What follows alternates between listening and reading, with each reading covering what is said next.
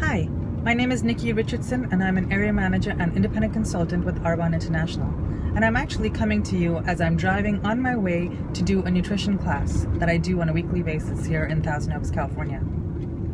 I want to talk to you today about the concept of busyness.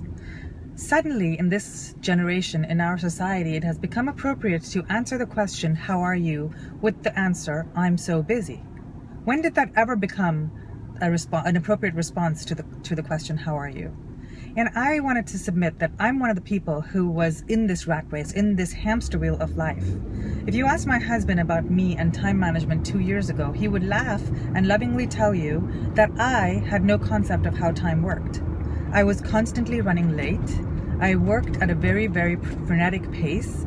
My energy was always racing 100 miles an hour. In fact, I've had people tell me that I exhaust them simply from the way I speak. And I took matters into my own hands last year and decided that I was going to boycott the word busy. I've done a lot of work around the personal development aspect of life. And I figured that if it worked for finances and health and all of these other things and relationships, why couldn't it work for time management? So I decided I was going to replace the word busy with productive. So instead of saying I'm so busy, I would say I'm so productive.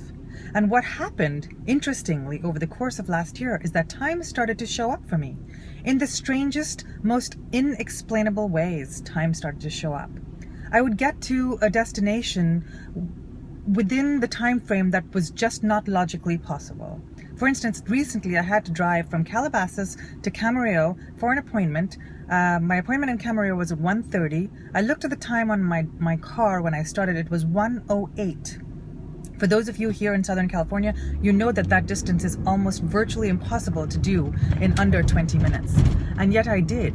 And in fact, I was early to my appointment, or rather the person who was coming to meet me was a few minutes late. I pulled up into the parking lot of that Starbucks at exactly 1:30. And I was blown away. And this is not the first. I can cite you instance after instance where this has been my reality lately. And so even though it sounds grammatically incorrect, when my mom will occasionally say to me, how come I haven't heard from you today, when it has been an extraordinarily productive day, that's how I'll respond to her and say, Mom, it was just an overly busy day. I'm so sorry. Excuse me. It was an overly productive day. I'm so sorry. There's no more the use of the word busy in my vocabulary. So my invitation to you is to try it. See if it works for you. Nothing else changes. Your life doesn't change. Your activity level doesn't change. Your calendar even possibly doesn't change. But just adding this little tweak into your language and accepting that you are productive. Because what does productive conjure up in your mind? To me, it conjures up getting things off of my checklist and having a sense of accomplishment. Versus busy conjures up images of the hamster wheel and like running the rat race where I never get anything accomplished because I'm just so overwhelmingly busy.